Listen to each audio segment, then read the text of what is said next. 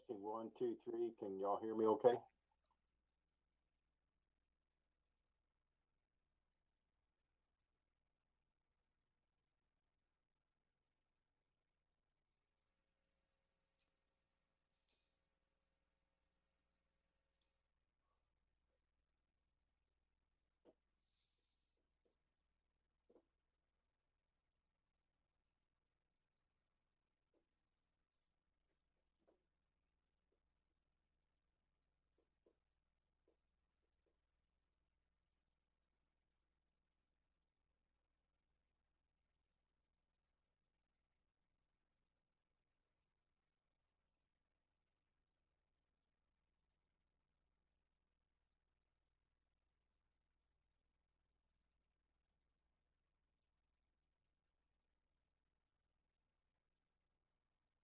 Ricky Brown, he had contacted me earlier and said that he would not be able to make it tonight. Oh, I didn't know. Okay. We have everybody now? Yes. 1, 2, 3, 4, 6. And I think we're going to have a meeting now, right? Laura? Yeah, yes, IT is ready if you are ready. Yes. Okay. At this time,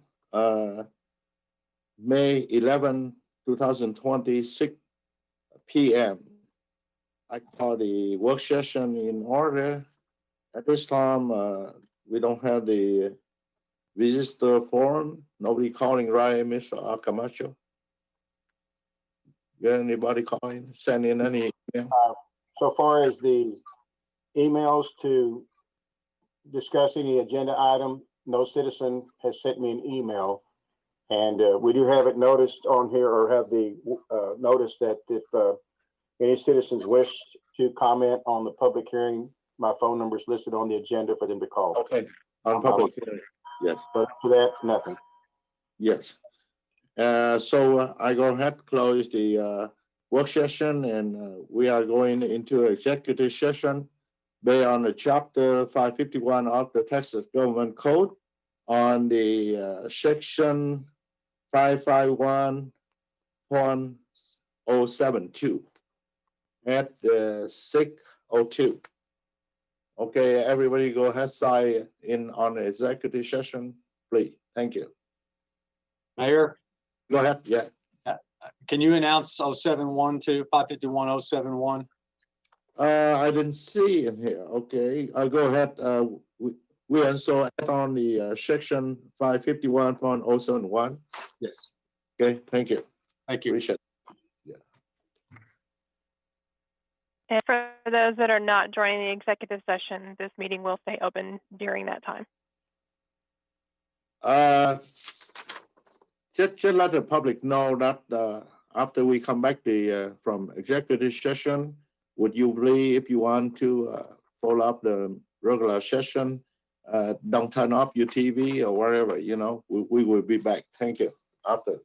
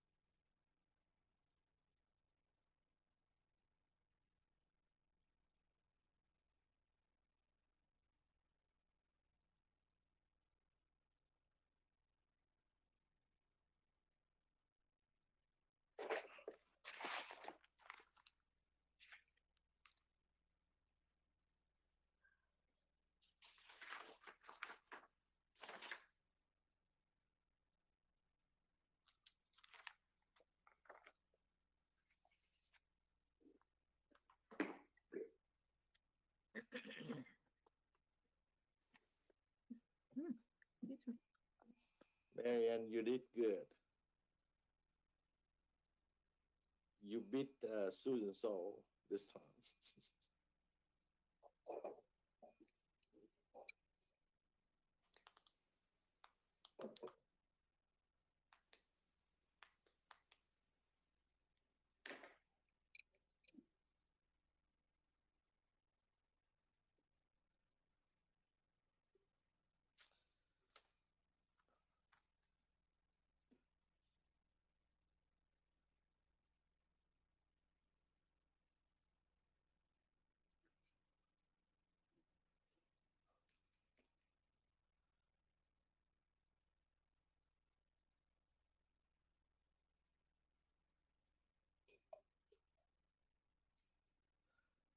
Hi, Susan. Hi, Dr. Tron. Thank you. And Rick, you expect any more staff join the meeting now, or that's all we have? I believe that's all we have. Okay. Laura, are we ready? Laura? Nope, we're good to go. Okay, thank you. Today, the May 11, 2020 at 6:26 p.m. I call the regular session in order. At first, I would like to invite our city manager, Rick Fell. We'll do invocation for council member Brent Weiss. Go ahead, sir. Okay, let us bow our heads and pray. Dear Lord, we humble ourselves before you tonight as we bow our heads to your omnipotent power and presence. Thank you for our families, friends, and all the many blessings, love, mercy, and grace you've bestowed on this country and this community. We're also looking to you for comfort and strength as we deal with all the challenges facing our community and our world. We ask that you equip us in our leadership the wisdom to effectively and efficiently move past this current health and economic uncertainty. We ask for a cure to this worldwide virus, knowing that no foe can match the power of your will. Help us remember, as your word says, not to worry about anything, but to pray about everything. We know that by turning to you, we will be on the right path for great and wonderful things. We thank you for our citizens, our council, and our staff, and ask that you protect us and keep us as we seek your will in your sanctuary. Amen. Thank you, our city manager, Rick Fell, and thank you, council members, join the meeting today. I know it's hard. We miss each other face to face, but pretty soon we will be there. And also thank you all the audience who attend the meeting on video. I mean, you're watching the channel at home. And make sure I just remind one more time, safety, social distancing is the must. And I recommend that everybody wear a mask. If you don't have a mask, call me. I can give you some, okay? Call me in the city and, just like I deliver food, but if I on my way, I can maybe stop, I give to you, or you can call me at the city hall. I will live here. And what time everybody come outside the parking lot right now, city hall is still closing. But thank you so much for everyone, and especially good job by city manager and assistant city manager and the staff. Work very hard. I come here, they're on way busy. Thank you so much. We will go through this soon. Thank you. By the way, the next one, our city secretary, Camacho, will have announcement and events. Go ahead, sir. Thank you, Mayor. The announcements for May 11th, 2020. City Hall and other facilities will be opening to the public beginning May 18th. So please check the city website, as there are going to be several facilities will have situations dealing with limited occupancy and also distancing, and probably different changes. We'll be meeting later this week to determine that. If you have not completed your 2020 census paperwork, please make an effort to do so, because the data collected concerning ethnic backgrounds, age, gender, and financial statuses will assist the government funding in different regions of the country.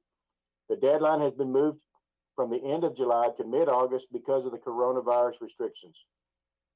Please be advised that Anderson Boulevard from Glenview Drive north to Northern Cross Boulevard will be closed beginning today for utility work related to the LGE project. We expect the road to be reopened on Monday, May 18th. Message boards are in place, and also the work is weather dependent, and that's all we have. Thank you, Ms. Camacho. Go ahead, Ms. Thompson, you have a question? Go ahead, ma'am. Yes, I just wanted to add to that this is National Police Week. And in a time that we're in, I would just like for everyone to remember our police officers and what they do, along with our other fire department and other first responders and public works. But the most important thing is our gratitude for all that they do for our city and our community. Thank you. Thank you, ma'am. And now we go to our regular agenda. On agenda item number 3, number 4, number 5, and number 6, citizens who wish to comment on the public hearing may address the council by calling our secretary office at 817-222-7749. I repeat the number again, 817-222-7749. Thank you.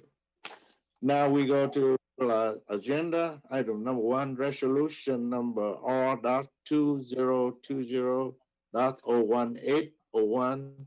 Our Assistant City Manager, Sidana House. Go ahead, ma'am. Thank you, Mayor. This resolution is the first legal step in a decision that was made back in early February. This is a notice of intention to issue certificates of obligation. And I'm going to turn it over to Mark McCliney, our financial advisor, to go over the financial aspect of this for all of you. Go ahead, Mark. Thank you, Sidana. Hello, Mayor and Council. It's good being with you, even though it's via the internet.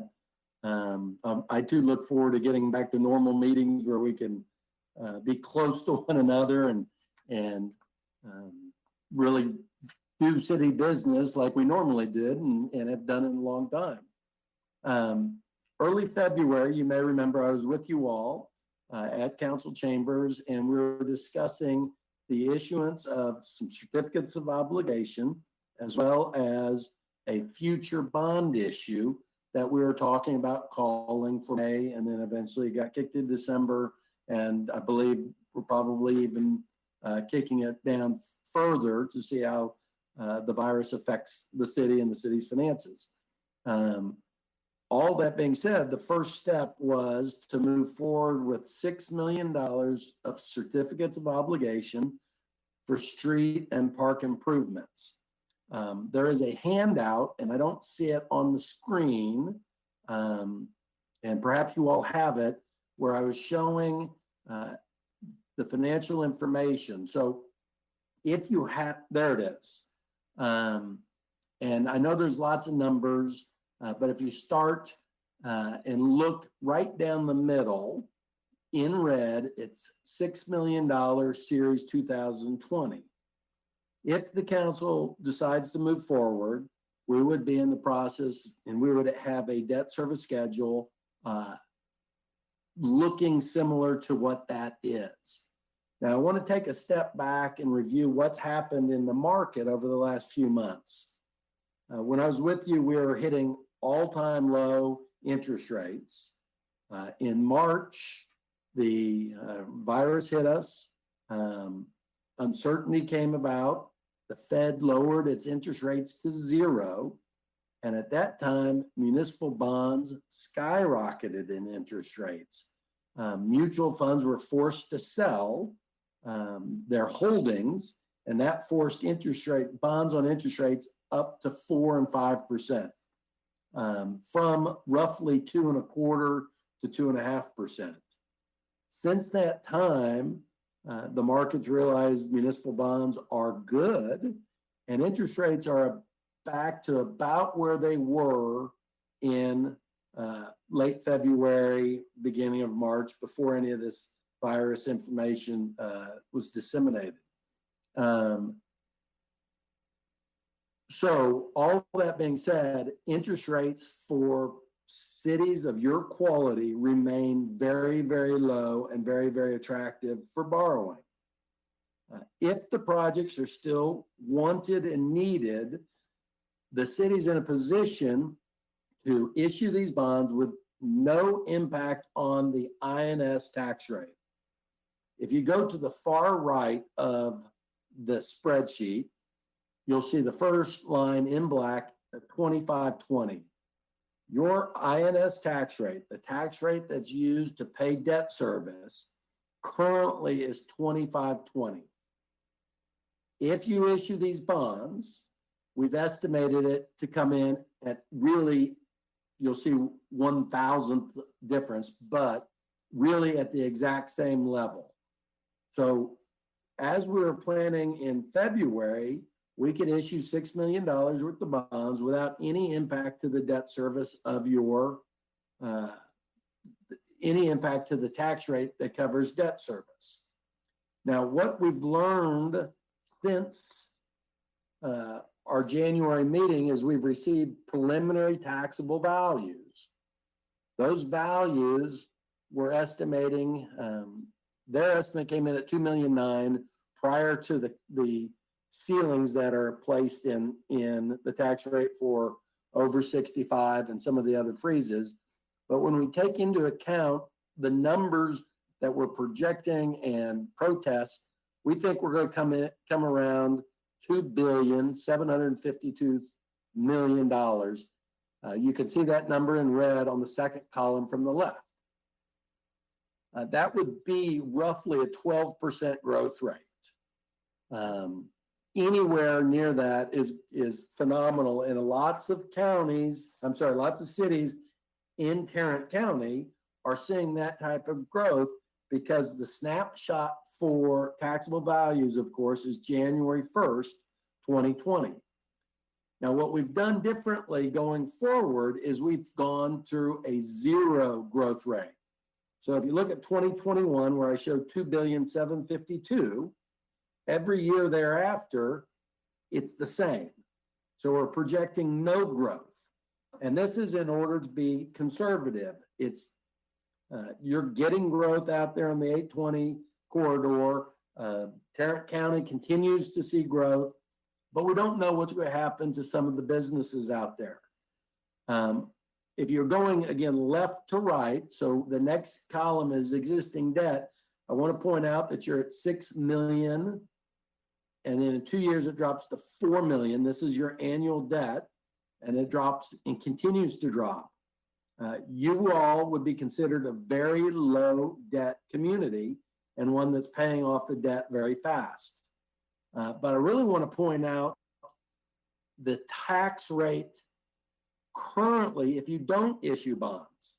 Again, the required INS tax rate, you'll see 2520.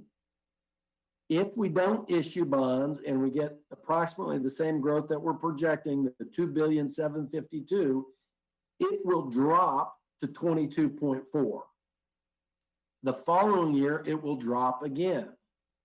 So you can see as we're going again left to right, when you add in the $6 million, it maintains the exact tax rate that we have now.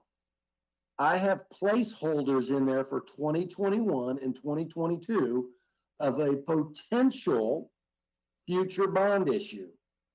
Looking at adding those, if you all elect to do it, and we get no growth, going all the way to the far right-hand column underneath the red 2521, you'll see the tax rate stays at or below the current level.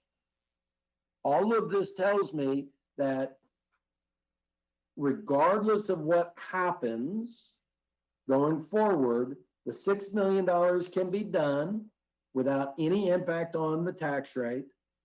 More than likely, the 20 million 2021 issue or 20 million 2022 issue can be done with very little impact. and possibly some tweaking.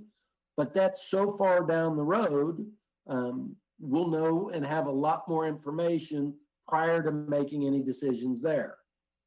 So the bottom line, and then I'll turn it over to you all for questions, is if you all want to proceed as we were planning in January, we can issue that $6 million. We can have it structured in a way that it won't take any additional pennies to cover debt service. It will have declining debt service after this year if we need capacity for the M&O side, and we don't issue additional bonds. So the flexibility remains with City Council on how to do this going forward after this year, but the $6 million is available.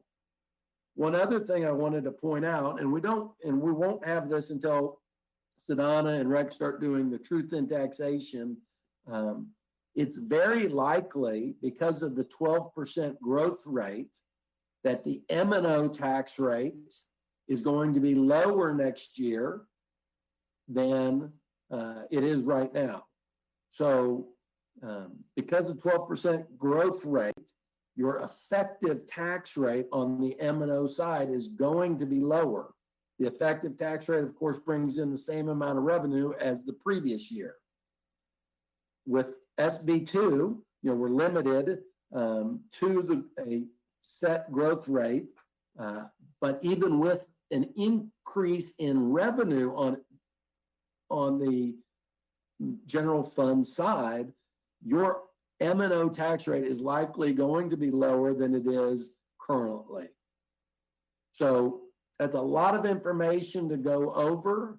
The bottom line is a $6 million issue can be completed without any impact on the INS debt service and can maintain the flexibility for you all for the following years for the larger projects that you had in mind.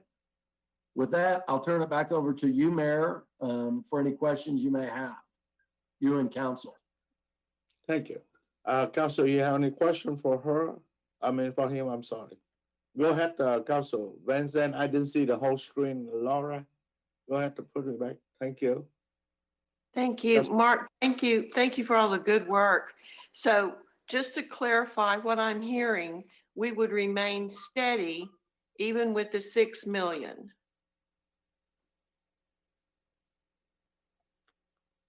Mark, go ahead. I couldn't get my mouse over to the speaker. Yes, ma'am.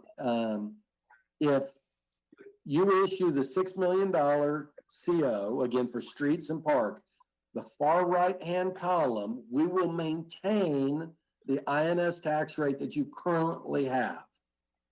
So there'll be no impact on the INS portion of your tax rate. Thank you. Okay, thank you. And Council Walter Crowe, go ahead, sir. This is a question for Chris. Do we have a plan? We can hear you. Oh, there we go. Hey, Chrissy, do we have a plan on where we're going to spend the portion of this CO on for the parks? Can y'all hear me? Yep. Yes. We'll utilize the park master plan as kind of our framework and our guide. I do have some lighting projects that we had to put on hold, of course, because of COVID. But I do have some things already in the queue that we could start working on. And of course, NEO, I think, is probably the immediate need that I would love to get moving on. Definitely, depending on how much we have, it would be a little seed to get started with for sure. We'd love to get going on that one. Excellent. And I know Greg has got a laundry list of streets that need to be repaired. So thank you. Any more questions from Council?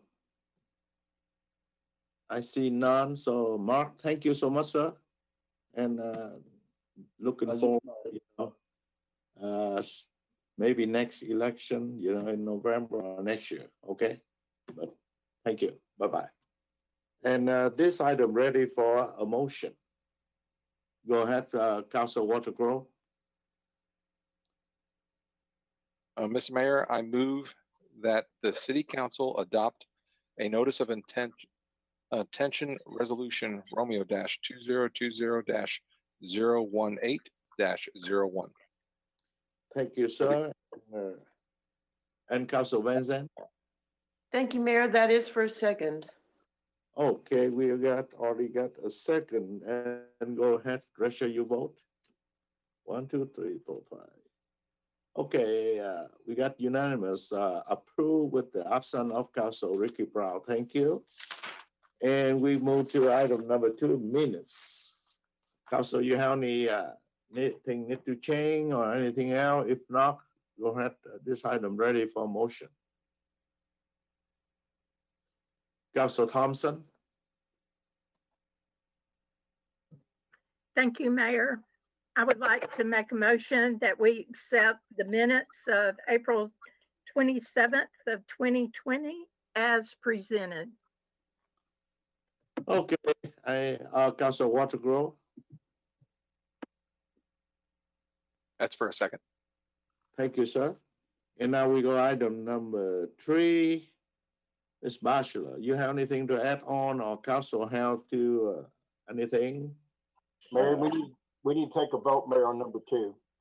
Yeah, are we ready for motion? Yeah. 1, 2, 3. Ms. Thompson? Yes, okay, unanimous, approve item number 3 for second reading. Thank you. Mayor, we got the minutes taken care of, correct? Did we do a vote on the minutes? Or maybe I missed it. If we haven't, Okay. let's do the minutes real quick. All those that are in favor of the minutes, please raise your card. Okay. Thank you. Sorry. All right, Okay. now we're on number 3. Thank you. Okay, thank you. We already got number 2 and number 3. Council, you have any question for Ms. Bachelor on this one? Yes, go ahead, Council Van Zandt. Mayor, I do not remember voting on number 3, only on the minutes. That's correct. Ms. Yes. Bachelor, We jumped ahead a little. is this the first reading or second reading? Well, this is second reading, but we didn't have a discussion yet on item number 3. It sounded from the discussion of the vote, it sounded like you were taking the vote for item number 3 as opposed to item number 2. And Okay. that's where the confusion is. At this time, Council, you have any question on the discussion on item number 3? I see none, so this item ready for motion. Mayor, can you go ahead and call the public hearing at this time at 6:48? You're right. Thank you. Thank you, Council Rowe. And this item, we have a public hearing. Also, Camacho, Ms. Camacho, are you here? Okay, go ahead. You receive any phone calls, sir? Oh, sir, we have not received a phone call. You can close it now. Okay, we have no public hearing at this time, so I go ahead and close it. Public hearing. And item number 3 ready for a motion. Go ahead, Council Watergrove. Mr. Mayor, I make a motion that we approve ordinance Oscar -2020-012-15 on the second reading. Second reading. Thank you. Council Thompson, Thank you, Mayor. That would be for a second. we got the second. Please register your vote. 1 yes, 2, 3, 4, 5, 6. Okay, unanimous, approved by council. Thank you. Now we go item number 4, standout care. You have any question or comment for Ms. Pruitt? Park Director? I see none. I go ahead to open public hearing at this time, and Ms. Camacho, you receive any phone call for item number 4? Public hearing called at 6:50 and I have received no calls. You're ready to close. At this time, I go ahead close the public hearing on item number 4. And this item, number 4, ready for motion. Council Thompson, ma'am? Mayor, I'd like to make a motion for ordinances O-2020-011-10, the standards of care to be accepted. Second reading. Second reading. Thank you. And thank you, Council Watergrove. That is for a second, Mr. Mayor. We got the second, please register your vote. 1, 2, 3, 4, 5. Okay, item number 4, unanimous approved, thank you. And number 5, Ethics Commission ordinance. And Council, you have any more comment or any question for Ms. Farrell? If not, I go ahead, open the public hearing for item number 5, Ms. Camacho. At 6:52, I received no calls for the public hearing. Ready to close. Okay, public hearing is closed at this time, and this item ready for motion. Council Thompson? Mayor, Van Zant was in first. I think you first. No, go ahead, Council Van Zandt. We gotta look up and down. Okay. Council Van Zandt, go ahead, ma'am. Okay, Mayor, thank you. I'd like to make a motion that we approve the Ethics Commission ordinance number 0-2020-010-01, and that is the second reading. Thank you, ma'am, and Council Thompson. That would be for a second, Mayor. Thank you. Thank you. Please register your vote. Item number 5, unanimous approved. Thank you, gentlemen and lady. And item number 6, on and number O.2020.013.01. Do you have any question or comment for Chief Cody Phillips? I see none, so I go ahead, open the public hearing on item number 6. Ms. Camacho, you received a phone call, sir? Mayor, public hearing at 6:53. I've not received any calls. It is ready to close. Okay, I am closing the public hearing on item number 6, and this item ready for motion. Council Watergrove? Mr. Mayor, I make a motion that we approve ordinance Oscar -2020-013-01 on the second reading. Thank you, sir, and Council Thompson? Thank you, Mayor. That would be for a second. Thank you, and this item ready for a vote. 1, 2, 3, 4. Susan? Okay, unanimous approve item number 6. Thank you. And now we go see the staff report. Mr. Farrell, would you please, sir? Yes, sir. I just wanted to kind of update the citizens and the council as far as the budget considerations during this COVID-19 time. But before I do, I just want to thank, the council and the mayor, and you guys have been so supportive, and your concern for the citizens are clearly evident, in your support for staff. And so we appreciate your direction. And, also the mayor's up here multiple times a day through this situation. So monitoring it has been in making certain considerations has been difficult, but I think that we're where we need to be so far. So what I've done is I've just kind of written out something so that I didn't forget it all, and I'd like to read that. And basically, it's just like so many businesses and families, we must make difficult decisions and adjust our spending. At the beginning of this health and economic crisis, we stopped a significant amount of our capital spending. We froze many of our vacant positions. We halted all unmandated business travel and training. We canceled or postponed community events, programming and activities. And some of these measures will result in a significant budget savings that will help offset the financial delta from this temporary economic shutdown. Additionally, we will continue to monitor the situation and consider further cost-saving options, because we still don't yet know the impact. This is not a one-size-fits-all situation. Different cities have different tax bases and their financial situations varies from town to town.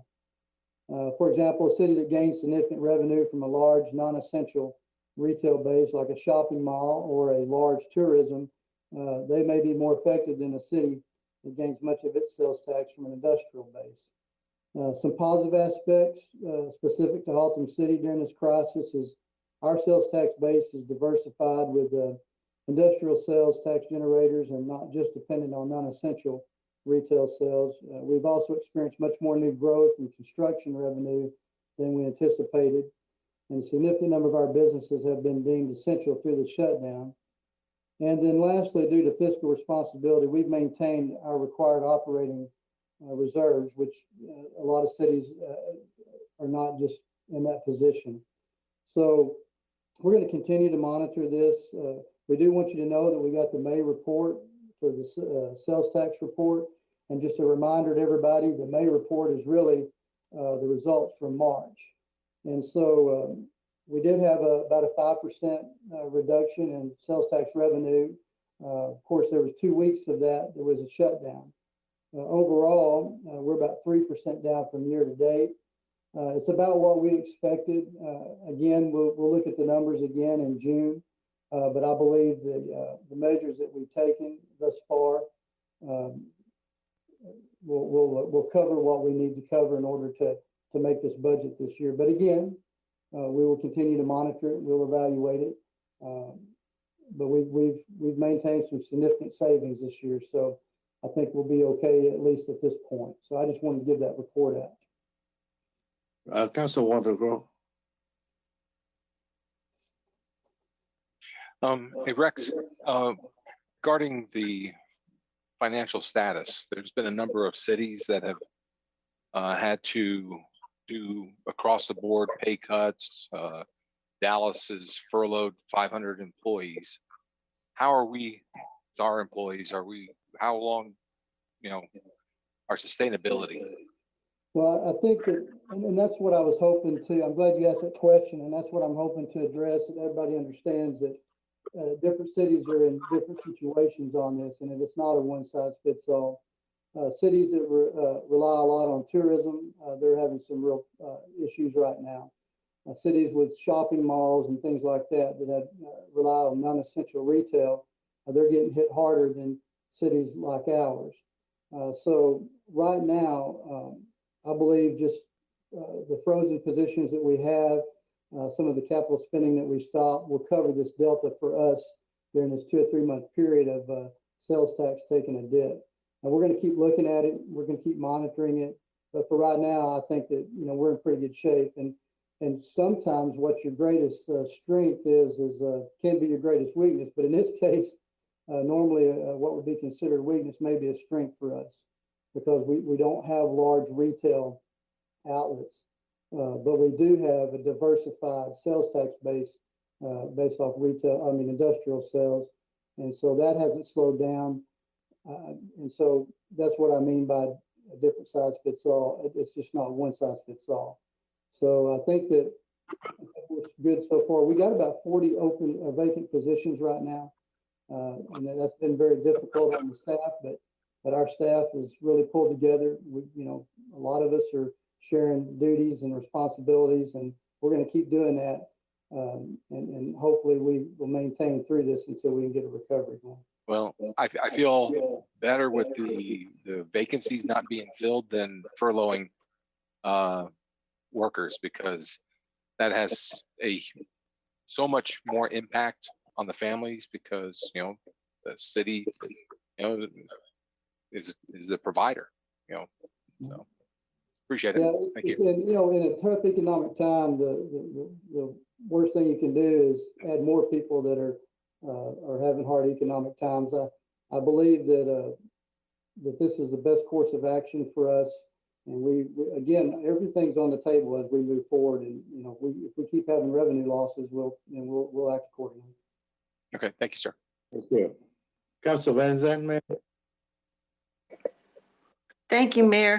I'd just like to say how grateful I am, because I remember from our audit report that we just had, that we are beyond other cities in that we have a bigger base that we can operate on. I think it's 5 months, and where most had 2 or 2.5. So I think that was a really good thing, and kudos to our current and former city leaders and council for that kind of foresight in sticking with budgets. I'd also just like to say how grateful I am at our recent parks meeting. Christy Pruitt just bragged on the staff and how well they've done keeping the restrooms sanitized. Ed Arthur had some great ideas, and I know that everyone's stressed over these different positions right now, but I just think it's time to say, hey, we're grateful for what we have, the leadership we have, and the employees and staff that we have.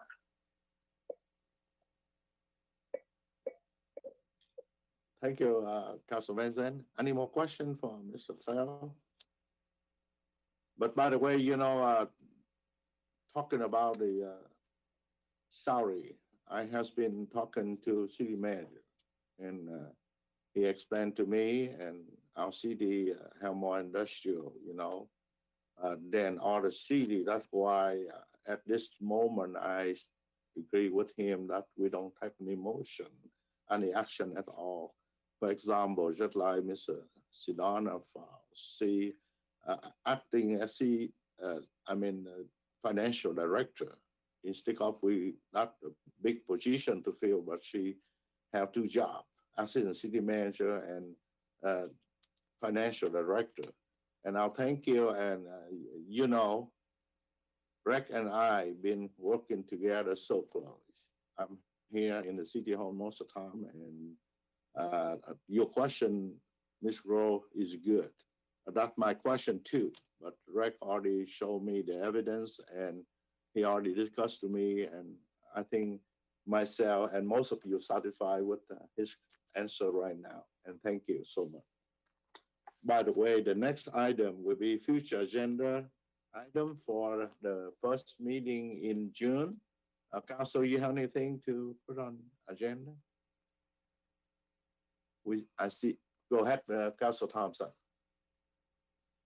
Mayor, I do not have anything to put on the agenda in June, but I would like to take a moment and speak about the Ethics Committee, if I may. Yes, go ahead, ma'am. So Mayor, council, staff, and community viewers, I wanted to take a moment and just go through what has culminated and finally the accomplishment of the Ethics Commission, the ordinance, and the process. On June the 10th of 2019, our council put Susan Norris, Britt Ford, and Don LeMaster, who were all members of the Charter Review stemming out of the 2018 year. Along with them, we nominated and approved for Penny Clowers and also Lisa Mays, who was the secretary, to join this committee. These individuals worked very hard for over 9 months. They worked around vacations, holidays, and mind you, we had a lot of holidays between June of last year and even into February of this year. So none of this, because of that, they all worked very hard and had 2 or 3 meetings a week at different times. So they have taken this quite seriously and adapted the information that came out of Charter Review, which put it on the May election last year in 2019. So all this being said, there were many months of discussions about different aspects within the ethics policies. Individuals were requested to assist the committee regarding specific topics. We had Keith Lane, we had Marion Hillard, who at that time had recently come on as counsel, that she had served during the 2018 charter review. So she had a lot of information that she had worked on. We had legal counsel, and through this, the committee members were reaching out to other cities. And in some cases, they interviewed these cities regarding their ethics policy. So what you saw tonight was actually probably a conglomeration of the many things that they like with other cities, along with our legal department guiding us as to how we could appropriately put it into this ordinance. And I do want to appreciate, let Wayne Olson know how much we appreciate Toast being patient and understanding through this process. It was something that the goal of this committee was always transparency. And I want the community to know that these people represented you and their input and what they went through to help legal get this finalized. But I also want each one on the committee to know it's a job well done. And I think that this is so important for our city. We've got to improve and take steps to help each other and make sure we're all treated the same. And I think it's so important that we have ethics involved. And I think that this will really help our city. So thank you very much. And kudos to this committee because this was very important. Thank you. Thank you, Council Thompson. I appreciate that. And I bet you the season out there too. Thank you. And now, Council, you have, we go into board commission and committees. Number 9, resignation of board committee or commission members. Any of you have anything? No. And we go number 10, removal of Mayor. members. Mayor, Lynn Go ahead. Thompson. there Council was, we do have a letter from the ZBA, from the chairman regarding an alternate and requesting removal from that position. And it's in our packets. Okay, that's in number 10. Oh, That's I'm what- sorry. That's fine. And Yes. somebody- We specifically posted that as item number 10, which we will take up but as a public hearing. Okay. Sorry, thank you. Okay. Wayne, Okay, I have to know a person to be removed, right? Before we have public hearing. We should not let item number 10 on and say public hearing. We don't know anything yet. yes. So Mayor, in that regard, we'll let Glenna Batchelor talk about this, give you some background, but this involves a Board of Adjustment member. And by state law, in order for the council to remove a Board of Adjustment member, we have to have a public hearing. You have to be removed based on written charge and for cause. And excuse me, that's what you have in your packet tonight. And Glenna, you can talk about that. Thank you, Wayne. Yes, our Okay. current ordinance, paragraph 8, allows for removal of a member or alternate due to cause. And in this case, it's absenteeism since February of 2019. I did reach out to the alternate.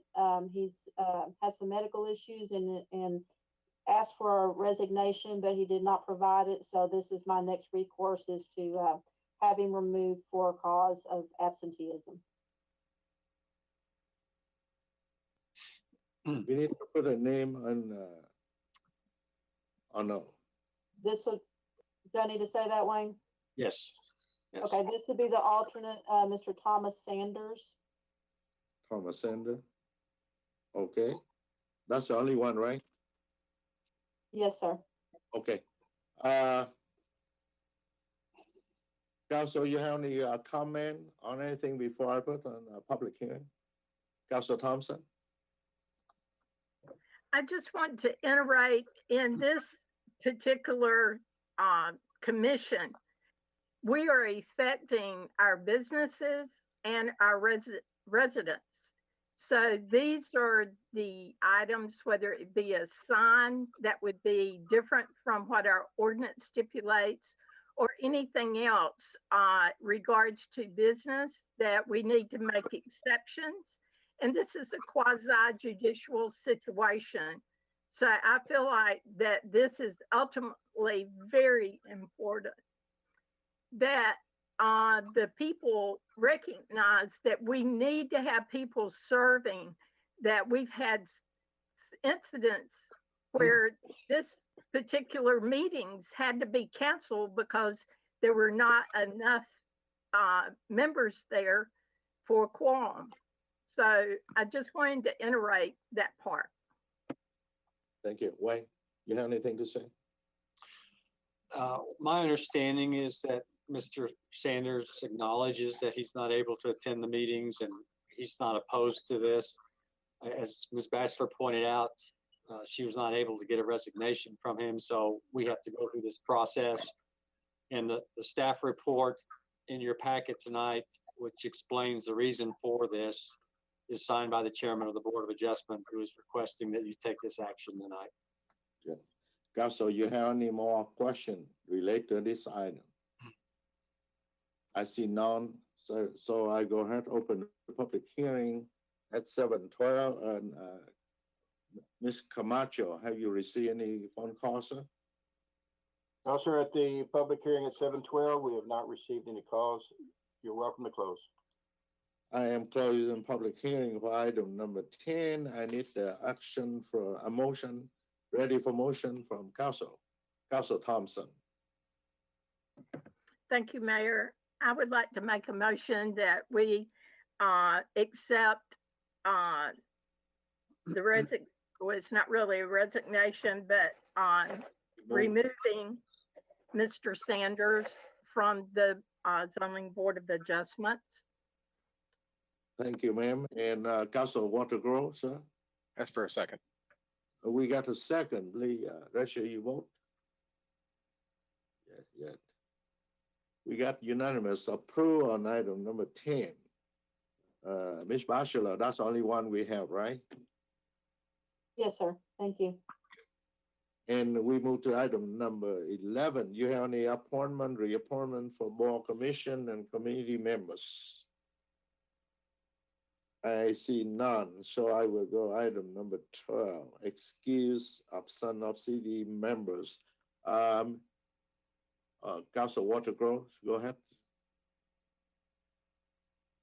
Mr. Mayor, I'd like to make a motion that we excuse the absence of Councilman Ricky Brown. Thank you, sir. And Council Thompson, That would be for a second. please vote. Yes. Okay, unanimous approval on item number 12, the absence of Council Ricky Brown. We already have executive session and I don't believe we have any more, right, Wayne? That's all we have? Okay. At this moment, I would like to say thank you, everyone attend this meeting. And I will adjourn this meeting at 7:14. And see you next meeting, the second Monday of June. Everybody, please stay home if you don't have anything in public. Thank you. Bye-bye. Y'all take care. Drive home safe. Bye-bye.